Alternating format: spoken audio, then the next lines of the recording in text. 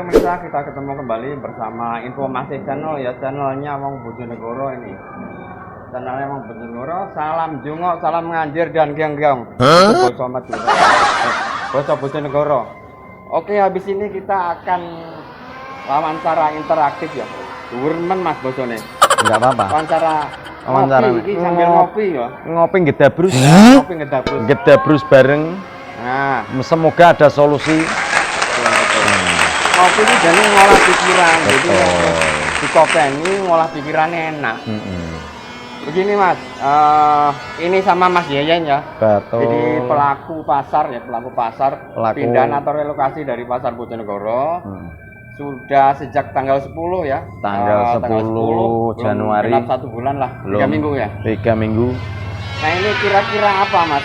Jadi perjalanan dari pasar Bojonegoro Kota ke pasar wisata ini kan pastinya banyak suka duka ya, yang mungkin bisa memberikan ulasan yang merupakan asli ya dari narasumber Masnya sendiri. Jangan lupa pemirsa, ini narasumber yang tidak main-main loh. Masnya ini beliaunya ya, ini orang proyek, ini mechanical engineering, jadi wawasannya oke, kalau bahasanya sih orang wong proyek gitu bilangnya. Oke, wong jadi proyek. Itu tadi Mas. Jadi saya bisa dijelaskan mungkin pesan dan kesannya atau suka duka selama sebagai pelaku pasar di sini. Nah ini dagangannya memang warkop ya, tapi omsetnya tahu sendiri lah banyak ya. Pastinya nanti bisa dijadikan stimulus atau semangat ya, mungkin ojo sambat, tetap semangat ya, ojo sambat aja. Ojo sambat bro, ojo sambat bro. Urip kuwi kodrat bro ya, lakukan semaksimal mungkin. Oke, kita langsung ke TKP ya sama Masnya, mungkin bisa dijelaskan itu Mas. Dijelaskan mulai titik awal perpindahan ya. Oke, ngopi ya, dulu. Ngopi diseruput kopinya Mas nanti. Saya sumpuk Mas.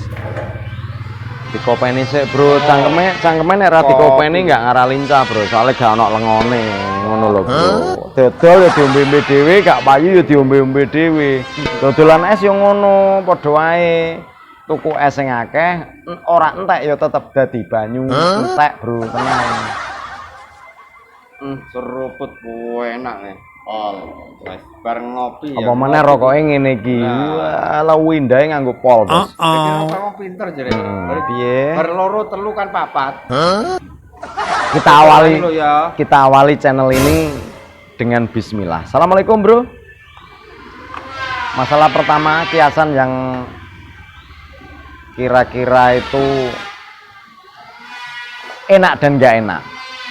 Banyak gak enaknya orang kecil ini sebenarnya. Kalau dipikir orang kecil mau enak bagaimana?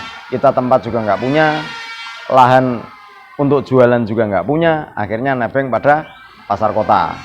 Setelah pasar kota kita pertama ngontrak. Di situ saya pernah ngontrak di tempatnya PKL kaki 5 dengan nilai 1 tahun 4 juta. Nilai kontrak ya. Nilai kontrak 1 tahun 4 juta. Nah 4 juta itu mereka sendiri juga posisinya kaki 5 saya kontrak. Tapi ya enggak ada masalah. Yang penting kan etikanya kita kontrak. Mencari tempat yang kira-kira itu banyak pembeli. Tapi setelah kontrak itu berjalan sampai 5 tahun atau 4 tahun kita digusur. Akhirnya saya menempati lapak di dalam pasar, bikin gerobak sendiri, jualan di depan, atau alamat saya di depan Erlinda Frozen bro. Nah di situ saya baru berjalan kira-kira 3 tahun atau 2 tahun. Sudah ada perombakan pasar besar-besaran untuk pedagang kaki 5 atau lesehan. Nah, lesehan itu mau ditempatkan di mana? Posisinya awal sejarahnya itu ya berdemo, mereka demo berjilid-jilid untuk tidak setuju. Karena kita kan nggak yakin dengan pasar yang diberikan Bu Ana, pasar pariwisata ini mau menjadikan pasar aset. Ya, orang-orang yang awam dengan pasar aset wisata ini yang dimasukkan wisata apa kan nggak ngerti saya. Kalau namanya wisata, tapi tempatnya wisata ini saya rasa juga bukan pariwisata, nggak ada wisatanya. Nggak tahu ini untuk edukasi apa, untuk jadi pasar apa. Yang saya ngerti ini menjadikan pasar lesehan ini modern, saya anggap. Pasar ini pasar modern. Ya termasuk tradisional yang modern karena mereka sudah mempunyai lapak masing-masing, diberikan lapak masing-masing, dikasih tempat. Sudah bukan lesehan lagi, cuman terkait panjang kali lebarnya. Kalau misalkan untuk jualan umum, kalau jualan umum orang-orang yang jualan nasi, jualan minuman atau jualan apa-apa itu memang ya kurang, Mas. Kurang. Kalau dibikin kurang ya memang kurang. Untuk penempatan perabotnya saja susah karena cuman 1,5 meter. 1,5 meter itu lebarnya itu juga 1 meter. Kecil ya. Ya mungkin sekitar 1,5 meter kali 1,5 meter lah kalau dipikir gitu aja. Orang saya nggak bawa meteran, Mas. Gitu. Ya seperti itulah. Ya tapi kita syukurin dengan posisinya programnya Anamu Awana. Kondisinya pasar ini setelah kita dipindah dengan melalui kartu-kartu undian ya ternyata penuh. Jualan ya semangat. Karena kita dikasih lapak tanpa bayar. Selama 3 bulan, tapi nggak tahu setelah 3 bulan ini pasar ini mau terbentuk seperti pasar yang diharapkan wisatanya atau bagaimana kita nggak ngerti, gitu guys. Jadi posisinya ya kita memenuhi apa yang ingin dimauin sama pejabat ataupun orang yang berkuasa. Maaf loh bro. Jadi ya gini aja nasibnya orang kecil ini. Ya mau dilempar sana lempar sini kalau kita nggak punya tempat ya memang seperti ini, ngikutin aturan mainnya orang yang punya duit ataupun pejabat yang berkuasa. Dalam opening ceremony tanggal 10 kita bisa rasakan dengan omset bagus guys, soalnya ada rame-rame waktu awal guys. Mungkin sekitar ada kalau pemasukan saya berangkat di jam 10 sampai ketemu jam 10. Kemarin saya tafsir itu pemasukan hampir sekitar 1,5 juta. Itu untuk minuman tok loh guys, saya nggak jual makanan guys, minuman tok. Tersapu habis. Saya katakan ya lumayan. Kalau dikatakan persentasi untuk hasil jualan mulai dari tanggal 10 sampai tanggal berapa ini Mas? Tanggal 30. Tanggal 30. Ya ini semakin kesini ini semakin menurun guys.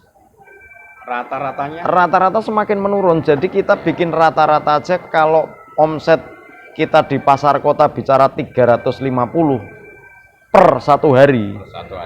Ya di pasar wisata ini ya masuknya bisa 280, bisa turun 100.000 atau bisa naik lagi. Karena di sini nggak langsam. Cuman kalau saya pelaku sejarahnya gini guys, saya hanya jualan untuk pasar sore. Pasar sore itu ya namanya nyonya sudah lama di pasar. Jadi saya ini cuma kenek, tukang cuci bos, cuci piring, cuci gelas sama cuci piring kecilnya. Itu apa jenenge? Cengker dan lepek. Masalah omset, saya tahu kalau udah di rumah. Dihitung sama nyonya duit receh-receh itu dikumpulin dapat berapa. Cuman ada bagusnya bre, kalau siang pagi kita bicara jam 8 mulai berangkat, kita mulai jualan sampai di atas jam 1 itu ya kayak gini. Pasar ini kita lihat seperti kuburan guys. Oh lihat ini guys, putar. Kita lihat guys. Nah kita lihat ini gedung B, ini gedung B bre.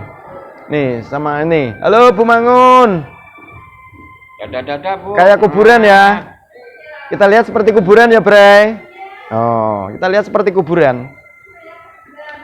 Jadi kalau misalkan kita ngomongin masalah rame dan tidaknya, orang bisa melihat di kondisi sekarang. Gedung A lihat bre. Nah gedung A. Nah itu ya gedung A lihat itu. Gedung A itu nyaris tak terdengar suara manusia, kosong ya. Apalagi pagi.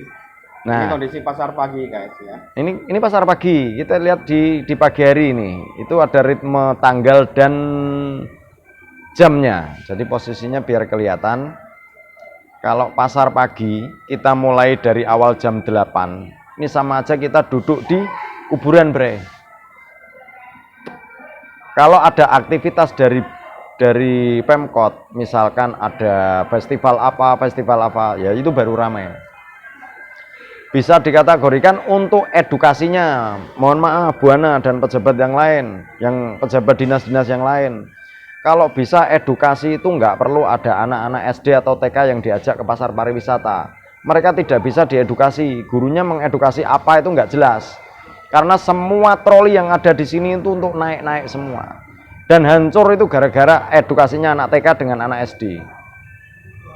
Karena mereka tidak ada bimbingan untuk apa itu masalah troli atau yang lain-lain, atau masalah di ketinggian, itu berbahaya itu kalau nggak gurunya mendampingi. Sosialisasinya Harus disosialisasikan itu untuk yang lain, guru-guru yang lain. Halo, ini saya ini cuman obrolan pinggir jalan ini, bosku. Atau obrolan untuk warung kopi. Jadi nggak berhak saya itu menjudge masalah pejabat itu seperti apa, nggak perlu. Yang penting posisinya pasar ini mau dikemanakan, mau dibikin seperti apa. Ya saya sabar di sini, soalnya ya udah dapat tempat. Ya saya bersyukur juga untuk presentasinya itu naik, tidak turun. Rata-rata langsam. Kita bicaranya langsam itu masa menurun. Paskanya untuk hari-hari ini. Kalau dibicarakan tanggal tua ya mungkin kita ini bicara tanggal tua ini ya, Bre. Kita bicara tanggal tua ini kayaknya ini pasar atau kuburan ini memang seperti kuburan, Bre. Kita bisa lihat tadi yang video di awal tadi, ya memang seperti ini keadaannya pasar. Khususnya pagi ya. Khususnya pagi. Kalau Anda bicara jam di sini jam 2, ya otomatis ini pasar sore ini menjadi ikon sebenarnya, penunjang untuk menjadi sebagai pasar-pasar tradisional dan modern. Gitu loh. Jadi apalagi yang dikeluhkan di sini, saya tidak akan pernah mengeluh.